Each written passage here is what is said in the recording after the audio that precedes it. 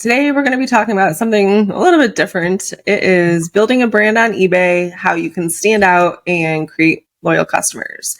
This episode is going to be something that I think is perfect for this time of year during the summer. The craziness of Q4 has not started yet. So if you're trying to revamp your store, pick things up a notch, you want to go a little bit above and beyond on eBay, this is definitely something that you're going to want to listen to. So creating a unique brand identity on eBay could help you to gain and retain customers on eBay above and beyond the ones that you already have currently. We've mentioned this before in other episodes, but eBay has a ton of really great features for their sellers, especially ones with stores, but they go, I feel, mostly unused. These tools can help you stand out. They set yourself apart from other sellers on the platform because so few people are using them. So using these tools that we're going to talk about today can help drive more customers to your eBay storefront. They'll drive traffic to your store, or even just specific listings or areas or categories within your store that you are wanting to promote. And just, I know branding, the word branding tends to freak people out sometimes. You don't have a graphic design background, you're not a branding expert or whatever, you don't know how to write copy, you don't need to know how to do any of that. There's actually a lot of plug and play features within eBay and the apps that we're going to mention for you guys to use. You don't really need to have any kind of background or education about it at all in order to do this successfully, and to be able to use the tools that eBay gives you successfully. So the first thing that I want to talk to you guys about is the eBay categories versus your store categories. We've talked about this in previous episodes about having an eBay store and the benefits to having an eBay store versus just listing on eBay without a store. So if you have a store, you can actually create specific categories above and beyond what eBay gives you. And the reason they give you the ability to do this is there's just so many sellers and so many different niches that it's just impossible for them to come up with every single category. It would probably just bog down their system so much. You can actually make these store categories specific and tailored to the items and the categories that you're selling in. They allow you to target your promotions and manage your storefront in a much more specific way than just using the eBay categories would allow you to do. All right, so you can also add one item into two different store categories at no cost. There's no additional fee to do that. So for an example, let's say that you have a, vintage Coach handbag that you're listing. So you can list it under, a store category. Let's say you have vintage handbags, and you can also list it under, if we're going into Q4 towards the holidays, you could list it under Christmas gifts for mom or Christmas gifts for mothers, something like that. Because there are, there are so many guys out there that search Christmas gifts for mom, Google search that stuff because they literally have no idea what to get their mothers. So if you make really think about the seasons, the holidays, hobbies, genres, so different eras, 60s, 70s, 80s. Colors, there are an unlimited amount of specific categories that you can create for your own store based on the items that you're selling. And that would probably significantly increase the views that you're getting on these items. Well, what's nice when you have your store is they allow you to organize it by the eBay categories or your own store categories. Now we're in the process of, we rebranded. Our store isn't Freeway Flippers anymore on eBay. We changed the name of it and we're just rebranding it. I'm going to start going back in. It's kind of tedious, but to change, we weren't putting store categories. We were just using eBay categories. But now that we're kind of getting to the point where we're selling consistent items, I think this is going to be way better. So if you are a seller who's doing more of a niche, maybe you have a lot of coffee mugs or, you sell a lot of shoes, then you can put those into specific categories. And I know you'll touch on this a little later, but then it just makes it easier when you're trying to do promotions or run sales. Exactly. Yep. That was going to be my next point. So if you want to, do a promotion for all vintage handbags that you have in your store, Or if you really want to get like specific with certain brands, so you could just, if you have them under like vintage Coach handbags, you could just do promotions for your vintage Coach handbag selection. So they really make it super easy and like very specific on how you can target those items, those categories for promotion purposes, which I think is like a great tool. It's honestly a great tool because sometimes you're not going, if you have like all of your clothing listed and nothing is in categories and you want to do promotions, it's going to be really kind of hard and tedious to go through and figure out, like, you have to separate them somehow. Otherwise, you're going to be doing a promotion on all of your items, all of your clothing items. All right, so the next thing that you can do is check out your storefront banner. Again, this is if you have an eBay store, which we highly recommend. If you haven't listened to our previous episodes about like the pros and cons of having an eBay store, and pretty much they're all pros, definitely go check that episode out. It's very informative. We go into like pricing and details, what all the features are. It's a great one. All right, so your storefront banner is the banner that's going to span across the whole entire top of your eBay store. And you can make this like really cute and unique and individualistic. So you can use apps like Canva and Photoshop to create a graphic for this area. But eBay also, and I feel like a lot of people don't know this, but eBay also provides you with a free tool if you have a store, and it's called Vista Create. So this tool within eBay can help you, just like Canva does, just like Photoshop does, create a graphic for this space within eBay. You don't even have to leave the website to do it.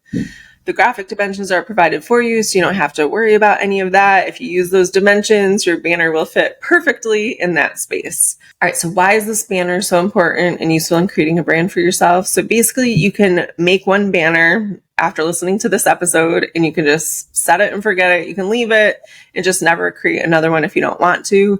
But what I really recommend is creating a couple of them throughout the year. Maybe with Mother's Day, if Mother's Day is coming up, or Father's Day, Christmas, Halloween, fall is right around the corner right now. So making something specific to the seasons or holidays or events that are going on. If you want to do a promotion on like Halloween items, since that's coming up here pretty quick, you can create a banner specific for, promotion. You can create a banner specific for promoting just Halloween or fall items that you have in your store. You could even, if you really want to like go the extra mile, you could make it more personal, like to yourself and your like business in general. So you could show, a nice professional picture of yourself. Maybe if you have a physical, brick and mortar store, or like a warehouse or something like that, you could do a picture of yourself like in front of the store. It's basically just to give your buyers a sense of who the heck you are, who they're buying from. People like to buy from people that they like and know and trust. So the more you can make yourself seem like a real person and not just like a username, like Ashley B123 on eBay, like that's not my username. But if it was, that's just it's just a bunch of letters and numbers. Like, I don't know anything about this girl, why should I buy from her versus somebody else? So if you can make yourself stand out a little bit and give buyers, it's not like they're going to go read your entire, bio, scroll through every single piece of information that you give to them, but it's just giving them a glimpse into your life, into who you are. And people like that. Like, they like knowing who they're buying from. All right. So the third thing that we want to talk about is creating a logo for your business. And I know that a lot of people, when they start a new business or start a new adventure, this is like something between like this and the name of your business. It's something that a lot of people get hung up on. They spend way too much time going back and forth and debating and editing and fixing and asking every single person that they know, should I go with this one or this one? Don't lose a lot of sleep over this. All you're trying to do is create something that stands out a little bit and is recognizable to your buyers and potential buyers to help create brand awareness. So they just recognize you. That's all. It doesn't have to be anything super crazy. You don't need to pay $300 for it to be done. You can definitely find someone on Fiverr or something like that, or Upwork, if you have like no desire or no creative ability. If this is not in your wheelhouse whatsoever, you can definitely hire it out, but please don't go crazy with it.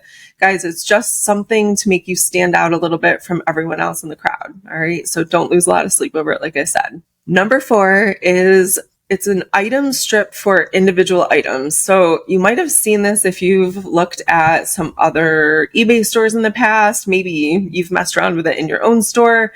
But basically what this is, it's like a strip that you can kind of scroll through within your store, and it features specific items that you have listed and that you want to highlight within your store. So maybe you just sourced a bunch of really amazing like antique lamps or something, or lanterns. Let's go with that, lanterns. And you want to showcase them because you were able to source, I don't know, 5 or 6 of them, and they're all incredible and great condition. And it's a new item that you're excited about. So you upload them, and then you can basically just, I think it's just like a drag and drop, but basically you can just add them to this strip of individual items. But just in case you do this, you just need to know that you can set this to automatic or manual. So once an item sells, if you have it set to automatic, eBay will go ahead and fill that strip with another item that you have available. But if you set it to manual and an item sells, you have to pick another item to put in there. So you're not left with, if you sell a bunch of the lanterns and you have one left, then all you're going to have in this item strip is one lantern that's showing. So make sure if you set it to manual, you're staying up with it, you're keeping up with it, and adding new items as things sell. All right, so the next thing that we want to talk about is a marketing banner. And this sounds similar, but it's actually completely different than the banner that's at the top of your eBay store. This one is going to span the column. This one is going to actually span like the width of the column, and it's split in half. So one half is for written copy and the other half is for an image of your choosing. So you can use this banner to promote, again, a specific item or category that you want to feature in your storefront.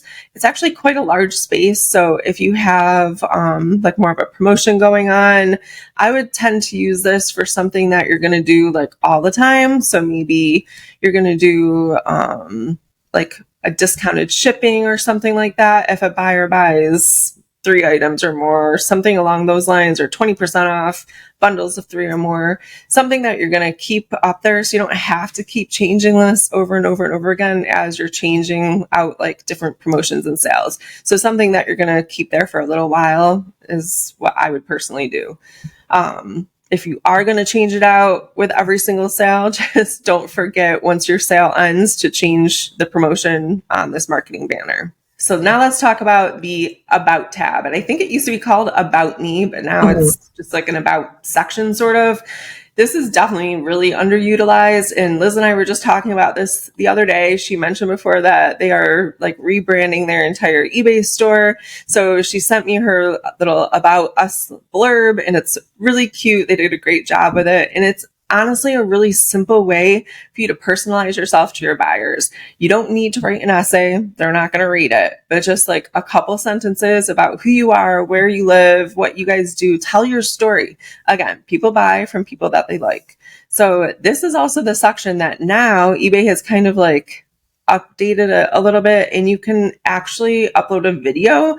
Again, don't make it, super long. I would say like maybe 25 to 45 seconds is plenty, but you can get really creative with this. So you can show different aspects of your business. Again, if you have a storefront, maybe show yourself standing in front of it, just like span across that.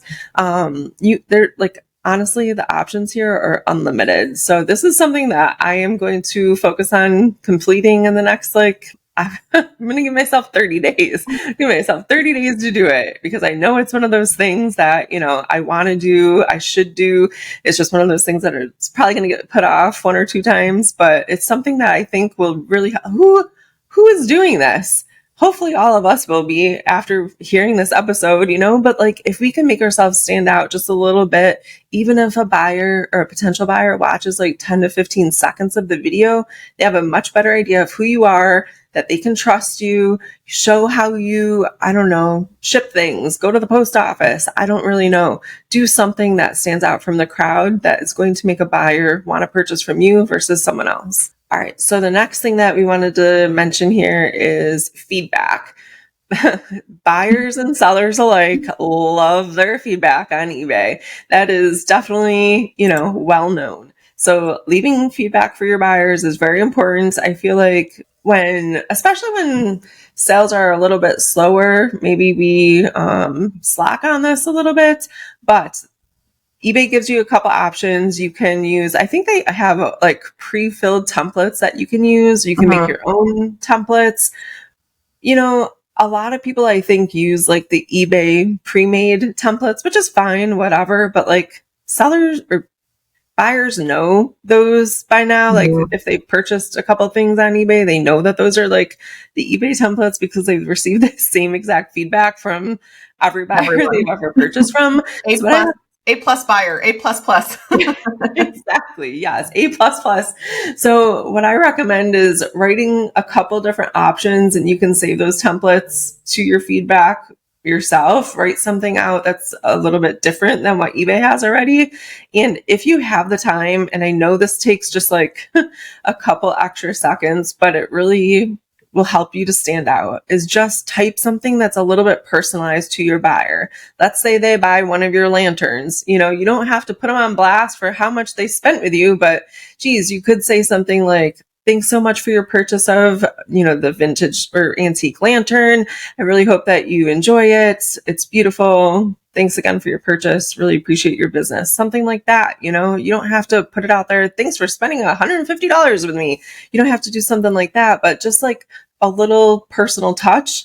People like that. They like to be recognized and they like to be thanked. So if you have the ability to do that, I would definitely consider it. Another thing to add with the feedback, now eBay gives you an opportunity to reply to feedback. So if you go to your feedback, like I'll receive feedback, I go through and I do the same if I know that the buyer has taken the time to they didn't use the prefab or the pre-filled feedback. Like we had one that said, great seller. We both did not know this was not working right. So as a great seller took care of me, thank you so much.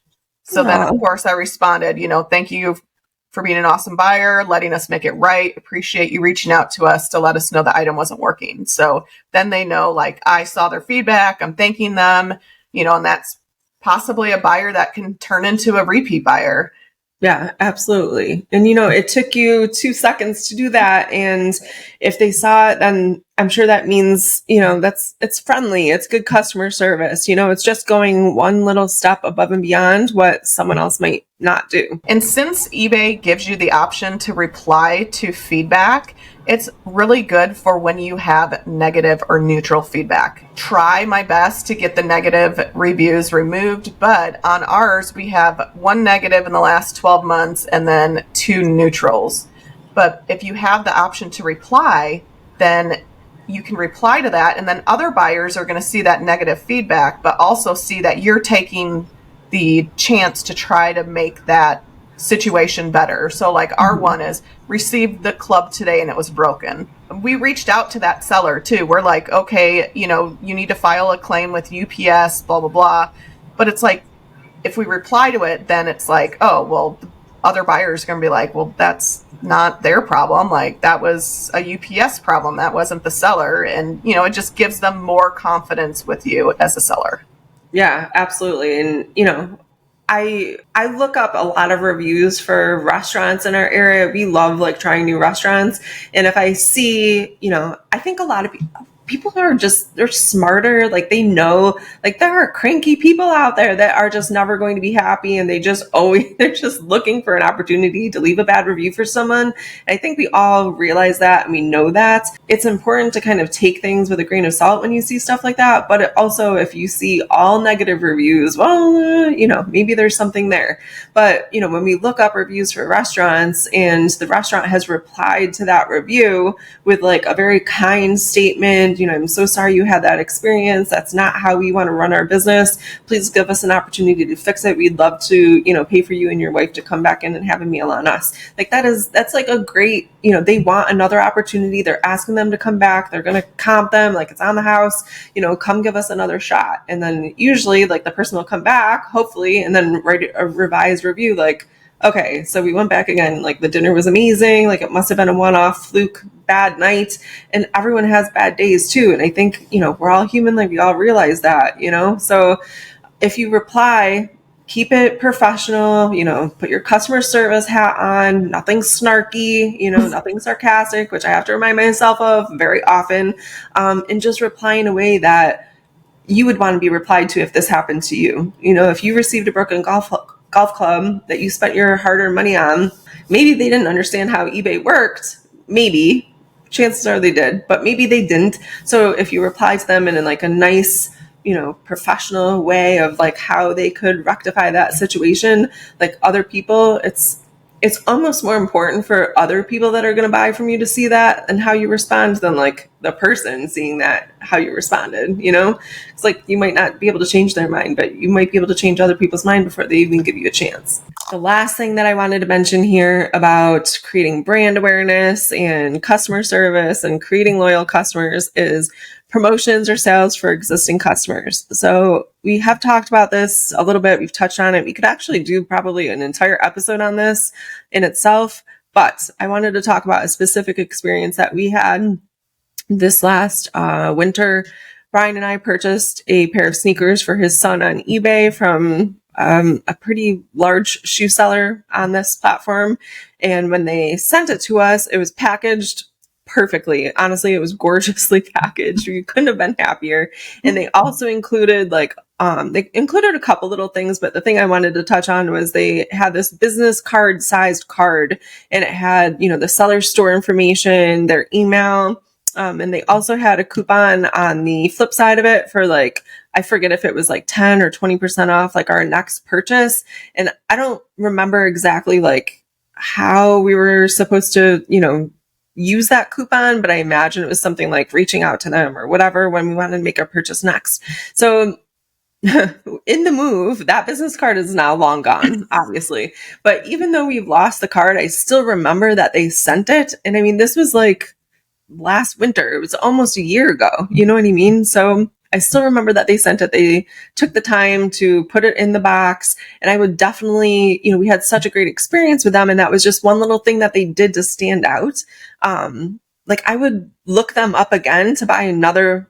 This kid loves his sneakers, so we will definitely be buying him more shoes in the future. We will 100% look up this seller and purchase from him again if they have something available that his son likes.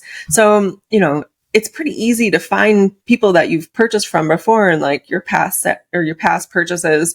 I don't necessarily need to keep his business card on my fridge. It's just the fact that he did it, that's what left the lasting impression. So something like that I think is really great. But if you don't want to do business cards, you can actually target your previous customers within eBay and send them coupons and promotions. There's also, I didn't even get into this. I'm just now thinking of it, but they also have a newsletter option you can send out to people. And within that newsletter, you can feature specific items, sales, promotions that you have going on.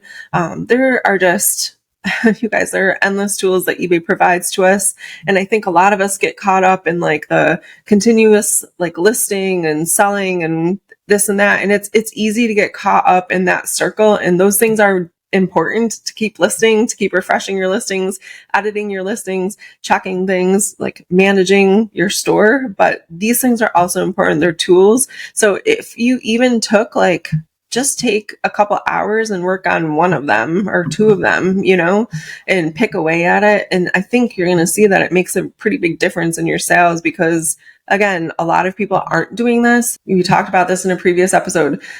This is the time of year that you want to be doing this stuff. It's housekeeping stuff, right? Things that you don't want to be doing during Q4, the chaos of Q4, the wildness of it all. You don't want to be doing this at 2:00 in the morning, in December. You want to be doing this stuff now. So then it's done. So then you can reap the benefits of this during Q4 and beyond. So I hope that makes sense to you guys. If there's something that you try, we would love to see it. We would love to know about it. Tell us, let us know, give us some feedback about it. Definitely let us know what features you're going to try first. And if you see any, results from that, we would love to hear from you guys. Yeah. And if Aaron is listening, because I know he was he was doing something with his store. Oh, he was getting a QR code and sending that in the packages. So I'm curious to see if that really helped with some of his repeat buyers. Because what I was thinking with the business card that you got in the shoe package, you can in your store create those promotional coupons. So that's probably what that seller did, was created a unique coupon, and then he can track it to see, okay, well, I'm sending that with the orders. How many of those people are using that particular coupon to come back and shop again? So you can track that, which that's just data that you're going to have, and it's all trial and error. I just get, not that I get frustrated, because I shouldn't let other people affect me, but I don't know, I try to stay positive and I try to surround myself around other positive sellers. And there's just so many out there that just complain. It's like, if you spent half the time in your eBay store trying to do some of these things versus complaining on social media, you're probably going to get more sales. Like, that's just to be real. And that's where Casey and I are. Our store sucks. I will admit it. You go to our store, and that's why we're rebranding. We're doing all this because we want to get ready for Q4. I want it to be our biggest Q4 yet. But one of the things I look at is the name Freeway Flippers. I think Flippers kind of doesn't have the best, I don't know, people look at Flippers and it just doesn't get the right message. Like, I don't want us to be known as like the Flippers. So we're kind of going through this rebranding stage where we're transitioning from Freeway Flippers to something else. And I'll share that in another episode down the road and kind of share my experience with rebranding and all that stuff. But I think it's really going to help us by going in and creating those store categories. We sell a lot of golf stuff, so that could be one. Western gear, we get a lot of that. Shoes could be another one. The discontinued, like, hardware goods, so we could do hardware products and then beauty products and really have those specific categories. It does help when you're running those promotions. Right now, we don't have store categories set up. We just have eBay categories. It looks unorganized. Like, it just doesn't look clean at all to me. If you are a newer seller and you don't have a lot of items, now is the time to do this. So down the road, you're not in my position with 1,000+ items, having to go back through and do that tedious stuff that I really am not looking forward to doing, but I know I need to do. Yeah, Casey and I are going to spend lots of time doing this, and I think it's really going to help the sales. When we run promotions on the weekends, I see an increase in sales. But we have to mark everything down. Like, we can't be specific. And there's stuff where we price it and I don't want to have to run a 10% or a 15%. Right. I want to exclude those items, but I can't because it's not organized and it's my fault. So I'm the one that needs to put in the time and the effort, and I need to really improve it, because I feel like if I have a podcast about reselling and my store looks like that is just not good. Like, I need to put more effort into it. And that's exactly what I'm going to be doing. Well, that's the thing. Like, we all have parts of our business that we struggle with. We're not perfect in, and I mean, this business is hard. Like, it's usually just like you running the show. It's you and Casey running the show. A lot of us, we don't have, a bunch of employees helping us so we can focus on these other things while they do our listing and our sourcing and our photographing, like, we also are responsible for those tasks as well. So when it comes down to it, it's so much easier to spend our time doing those needle moving activities that we know will show us results. But these other activities, like what did I call it before? Housework, just like the housework stuff. Is that what I called it before? I don't even remember. Housekeeping or something. Housekeeping, that stuff, it's stuff that kind of like needs to be done, sort of, but like, it's not going to directly result in a sale today. You know what I mean? But it could potentially help you in sales in the future, because you're going to be standing out from the crowd, and people like that. Like I said before, people want to know who they're purchasing from, not just, Ashley B123, that's just a random username on the interwebs that means nothing to people. But if they can see your face, and you become more human to them, that just like gives you a little bit of a leg up on other sellers. And if it comes between you and someone else who has the same exact item, same exact price, great photos, great description, like, they're probably going to buy from someone that they're sure is human versus like someone that's like, this could be anyone, this could be anything. Maybe they don't even ship it at all. So, your smiling face in a picture could be the thing that like gets you the sale versus just Ashley B123 and no picture at all. Yeah, I would, if you're listening, I would go through. What I do is I'll search an item and then I'll go through and look at everyone's store and it will help you get an idea of like, what are other people doing? You know, what do their banners look like? And you go to some of these stores and it's like, I don't even think people have switched their banners since 1990. Like they just look very, very old. But a lot of these top sellers, it looks like a regular store. It looks like their own website. And if eBay is providing these tools to us, we as sellers need to be using these tools. All right, guys, that's a wrap on today's episode. Thank you so much for listening to the Paycheck to Daycheck Reselling Podcast. Anything we mentioned in this episode will be linked down below in the show notes or description down below. Be sure to share this episode with anyone you think it will help and follow us on social media at P2D Podcast. Thanks again for listening. Keep working towards that Daycheck.